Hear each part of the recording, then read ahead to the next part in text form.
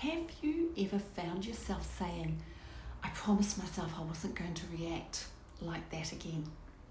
Maybe you were doing it to your partner, family member, friend, work colleague, and you knew afterwards how you should have responded, yet somehow you found yourself doing the same old pattern. Have you ever wondered why that happens? Today I'm going to explore with you something that completely changed the way I began to understand myself.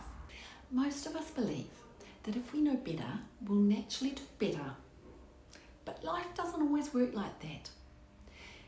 Have you ever replayed conversations in your mind afterwards and thought, why did I say that? Or why did I get so defensive? Or perhaps, why couldn't I just let it go? If you've ever asked yourself those questions, you're certainly not alone. Let me give you an example. Imagine someone makes a passing comment. It wasn't particularly unkind, yet somehow something about it catches you. Before you've even realised, you're explaining yourself, defending yourself, or even withdrawing. The interesting thing is, the comment itself wasn't really the whole story. Something deeper had already been triggered, and that's what fascinated me. For years, I thought those reactions simply meant that's just who I am. Maybe I worry too much. Maybe I overthink things all the time. Maybe it's my personality. Maybe I need more willpower.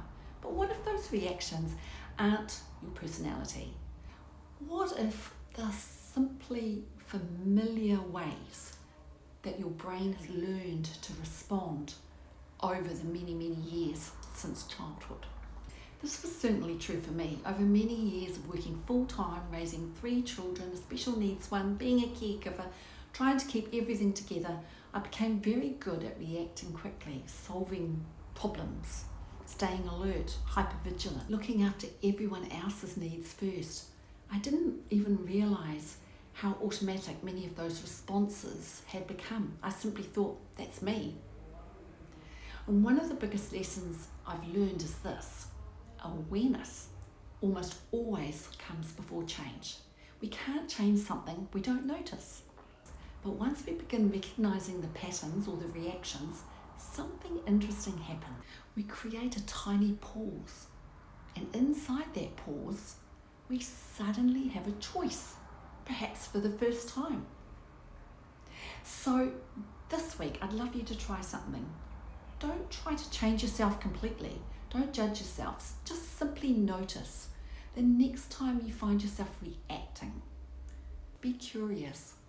Ask yourself, I wonder why that felt so familiar. Just begin noticing. You don't need an answer straight away either. Over the coming weeks, I'll be sharing more about these patterns that quietly shape how we think, feel, and respond. Because once we begin understanding them, we can start responding with greater awareness and intention. Until next time, remember, aging well isn't about doing everything. It's about doing one thing consistently. Let's do this one together.